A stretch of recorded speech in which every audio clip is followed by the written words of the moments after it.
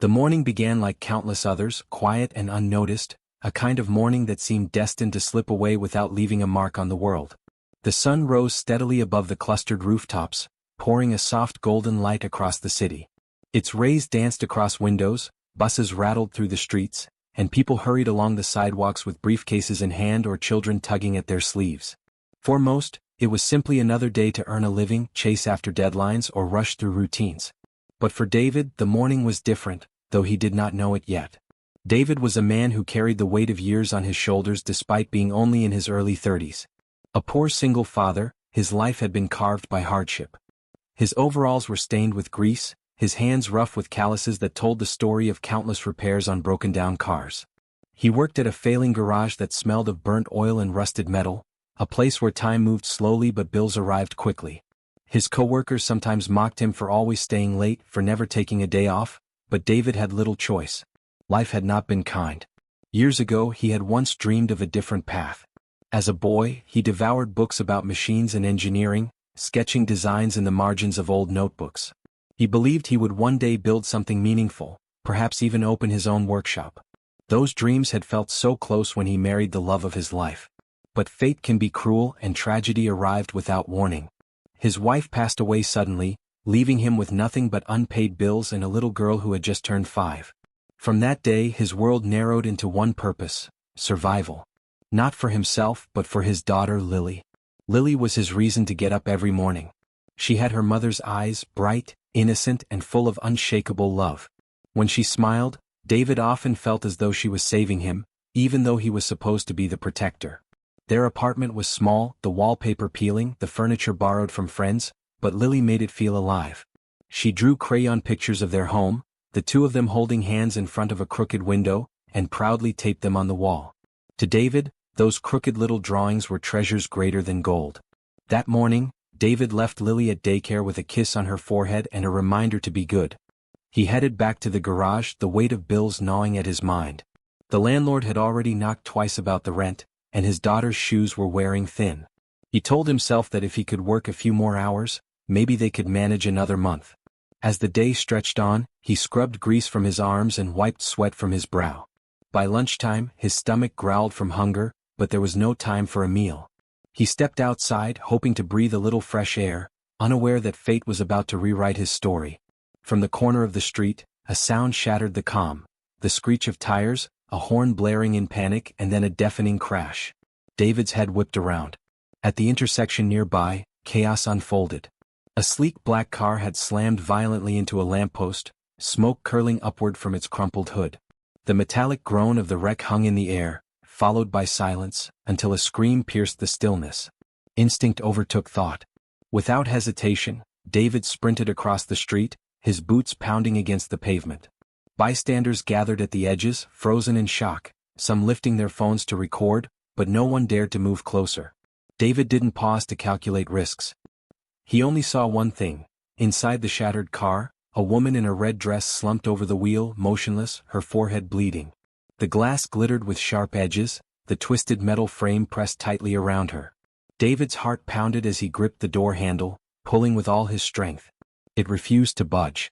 With a growl of determination, he shoved his shoulder into the door again and again until the metal bent under his weight. Finally, with one last wrench, it gave way, slicing across his arms and leaving streaks of blood. He ignored the sting. Reaching inside, he cradled the unconscious woman carefully. Her body was light but fragile, her breathing shallow. Smoke thickened and someone in the crowd shouted, "It's going to catch fire." Fear surged, but David refused to let it in. He gathered her into his arms and began to run. Every step burned. His shirt smelled of gasoline, his arms trembled under the strain, but his resolve never faltered. The nearest hospital was 3 blocks away. The weight in his arms wasn't just a stranger, it was a human life hanging by a thread. People gasped as he ran past, some trying to follow, but none could match his pace. His breath came ragged, sweat stung his eyes, but he pushed on until the bright red cross of the hospital came into view. Bursting through the doors, he staggered toward the emergency desk. "Help!" he gasped. Nurses rushed forward, pulling the woman from his arms and placing her on a stretcher. Doctors barked instructions, wheeling her swiftly down the hallway. The sound of their hurried footsteps echoed until they vanished through swinging doors. David stood frozen, chest heaving, his shirt stained with her blood. Scratches lined his arms, dirt streaked across his face, but none of it mattered. For the first time that day he felt the crushing silence of being an outsider in a place where he did not belong. No one asked who he was. No one thanked him. He was invisible, just another poor man who had stumbled in from the street. And yet, as he leaned against the cold wall of the waiting area, one question throbbed in his mind. Who was she? Her clothes, her jewelry, the elegance of that black car, they all spoke of wealth far beyond his world. But none of it mattered to him then. He had not acted for recognition. He had not acted for reward. He had acted because it was the only thing he could do. He prayed silently that she would survive. Hours passed slowly. Shadows lengthened across the corridor, nurses came and went, but David did not move. His shift at the garage had long since resumed, and his daughter was still at daycare, yet something rooted him to that bench. It was as though this woman's fate had been tied to his the moment he dragged her from the wreckage. Finally, a doctor approached, his expression serious but calm. "She's stable," he said simply. Relief struck David so powerfully that his knees nearly buckled. He closed his eyes and let out a shaky breath he hadn't realized he was holding. Quietly, without drawing attention, he left the hospital. In his mind, the chapter had closed. He had done what he could, and that was enough. He never expected to see her again. But destiny was not finished with David. 2 weeks passed, but for David, life returned to its familiar rhythm of survival. Each day blurred into the next, long hours at the garage, the clang of metal, the smell of oil that clung to his skin, and the constant worry about how to stretch a thin paycheck across rent, food, and Lily's needs. In the evenings he picked Lily up from daycare, her small hand slipping into his as naturally as breathing. She was always waiting for him with a drawing, sometimes a picture of them holding hands, sometimes a sketch of a bright house with a garden, a dream she seemed determined to imagine into existence. David always praised her work, taping each one to their faded kitchen wall until the room became a gallery of childhood hope. Though tired, David found peace in those quiet evenings. He'd cook rice and beans, or sometimes a thin soup when there was little left in the cupboard, and watch Lily chatter about her day. She was his light in the darkness, and no matter how heavy his burdens grew, she gave him a reason to rise again the next morning.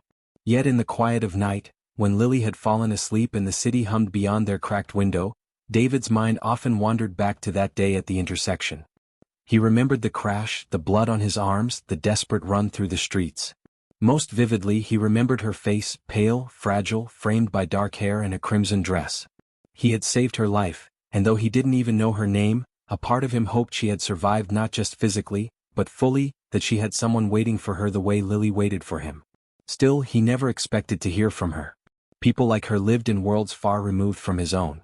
She was wealth, privilege, and influence. He was just a mechanic barely keeping his life from falling apart. Their lives had crossed for a single instant, nothing more. Or so he thought. On a Friday evening, exhaustion weighed on David heavier than usual. He had worked a 14-hour shift at the garage, patching engines and fixing tires until his arms ached. By the time he stumbled home, the sun had long dipped below the horizon. Lily greeted him with her usual cheer, her small face lighting up as she held out another drawing. This time, it was of him standing tall, holding her in one arm, with what looked like a superhero cape trailing behind him. "You're my hero, Daddy," she whispered proudly. The words pierced David's heart in a way that almost made him break. He hugged her tightly, whispering a promise to always protect her, even if the world gave them little in return. They sat down to dinner, just rice and beans again, but Lily pretended it was a feast, chattering about her friend's birthday at daycare and how she wanted to one day have a cake with candles too. David forced a smile, nodding at her dreams, though in his heart he wondered if he could ever give her that. And then came the knock at the door. It was a sound so unfamiliar that for a moment David thought he had imagined it. Hardly anyone visited them. Their circle was too small, their lives too hidden in the cracks of the city. Lily tilted her head curiously, her fork halfway to her mouth. "Daddy, who could it be?" David wiped his hands and walked to the door cautiously. When he pulled it open, his breath caught in his chest. Standing there, framed by the dim light of the hallway, was the woman from the crash. No longer in a red dress, no longer fragile and broken, she now stood with quiet strength, her beauty softened by humility. She wore a simple blouse and slacks, her hair neatly tied back, her eyes shimmering with something he could only describe as gratitude. Behind her stood a driver holding a bouquet of flowers and a large envelope. For a long moment, David could only stare. His mind reeled. How had she found him? Why had she come here, to this tiny apartment in the forgotten part of the city? "Mr. David?" she said softly, her voice carrying a warmth that contrasted with the memory of her lifeless form in the car. "My name is Isabella. You saved my life." David's throat tightened. He opened the door wider, embarrassed by the peeling wallpaper and the sagging furniture behind him. He wanted to shield her from the poverty that surrounded them, but there was nowhere to hide. Lily peeked out from behind his leg, her wide eyes taking in the stranger with curiosity. Isabella's gaze softened as it fell on Lily. She knelt slightly, offering the little girl a gentle smile. "You must be Lily," she said kindly. "Your father is very brave." Lily clung tighter to David's leg, shy but curious. David cleared his throat. "Please come in," he said hesitantly. Isabella stepped inside, her driver remaining by the door. The apartment was quiet, almost too quiet, the air heavy with David's unease. He felt exposed, vulnerable, as though his struggles were written in every cracked tile and empty cupboard. But Isabella did not look around with pity. She looked with respect. Her eyes seemed to see not the poverty but the strength it took to endure it. "I've been searching for you," she began, her voice steady but emotional. "For days I asked the hospital, the police, anyone who might know who carried me in that day. They told me nothing. But I couldn't let it go. You risked your life to save mine, and I needed to find you." David shifted uncomfortably, unsure how to respond. "I only did what anyone should have done." Her eyes glistened as she shook her head. "No. Many people stood by that day. They froze. But you acted. You carried me to safety with your own blood on your arms. That is not something I will ever forget." She motioned to the driver, who stepped forward and handed David the envelope. His hands trembled as he opened it. Inside was a check, the number so large it made his breath hitch. His vision blurred as tears welled in his eyes. With that money he could pay off the crushing debts, fix the apartment, and give Lily the childhood she deserved. But Isabella wasn't finished. "This," she said, gesturing to the check, "is only a token. It cannot equal what you gave me.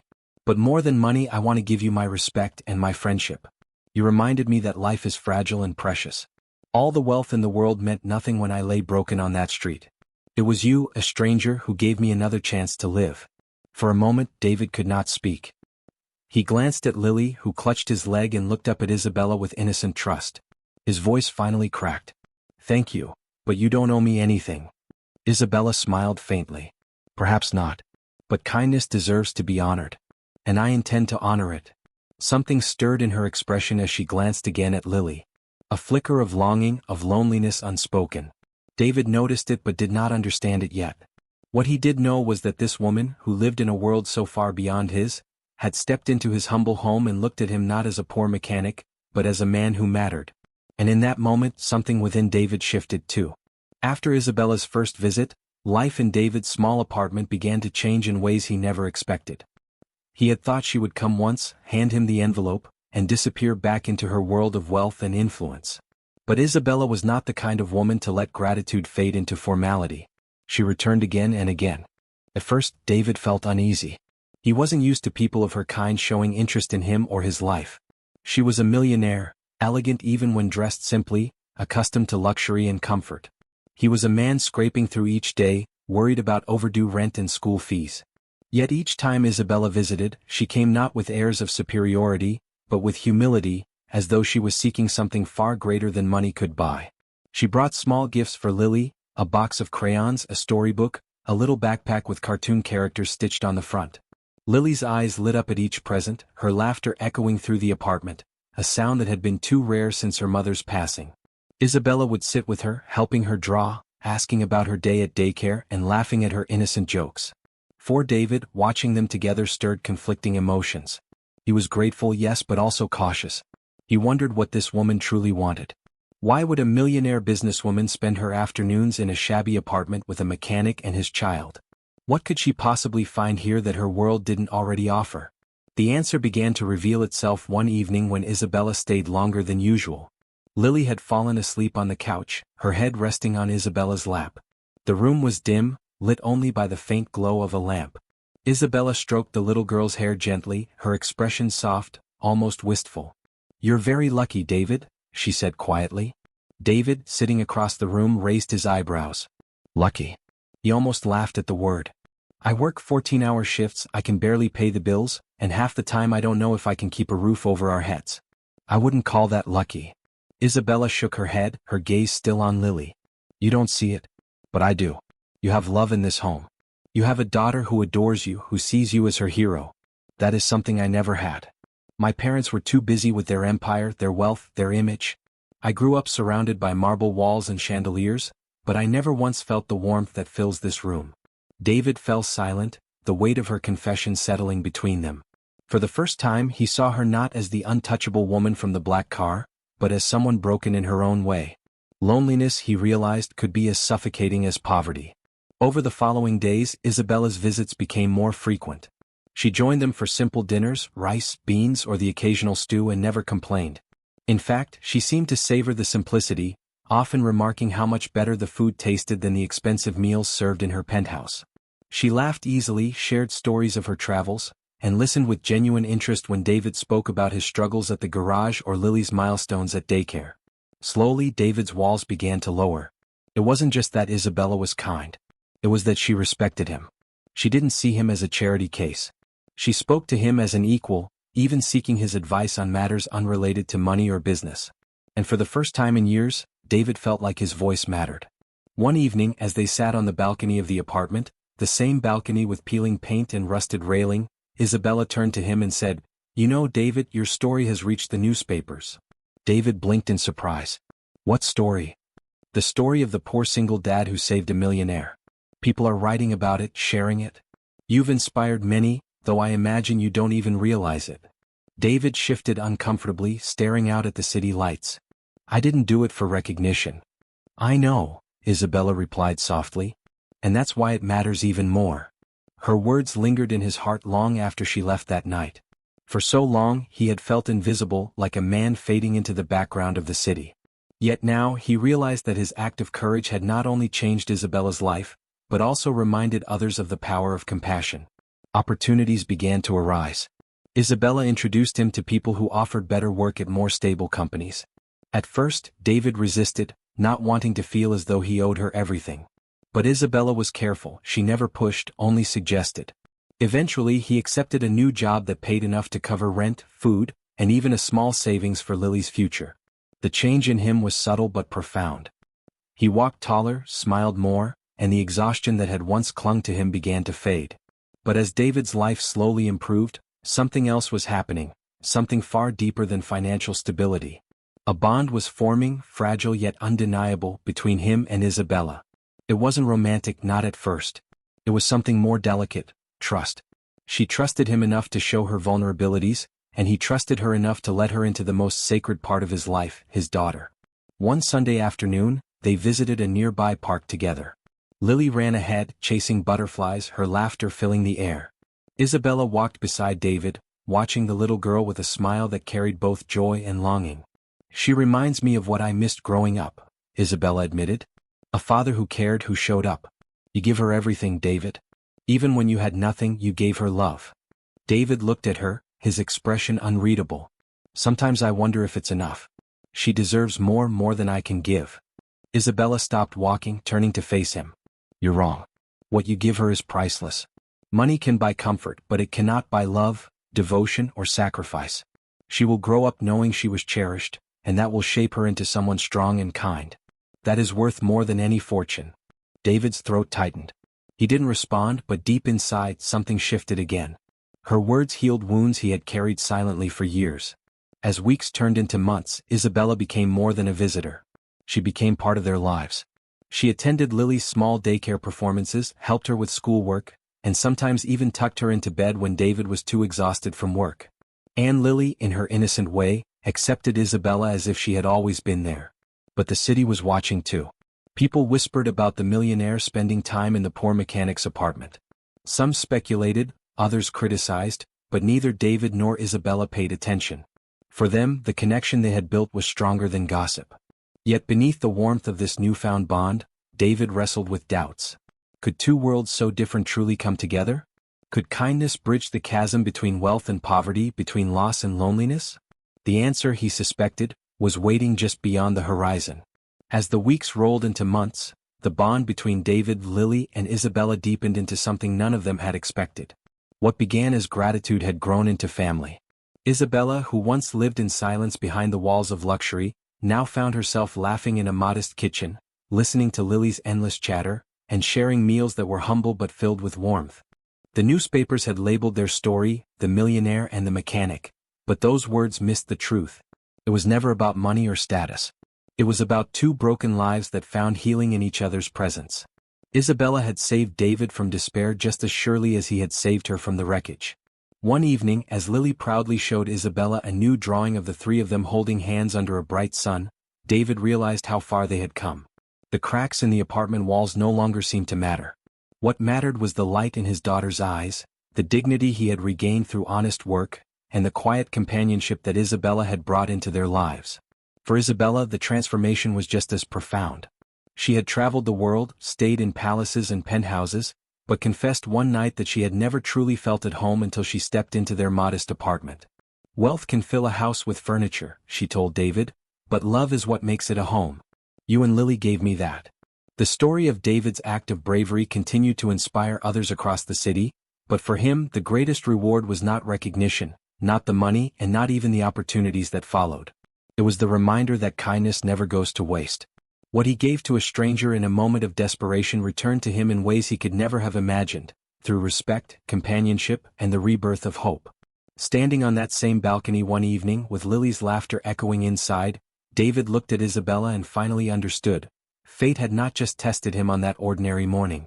It had given him the chance to rewrite his life. And he had taken it.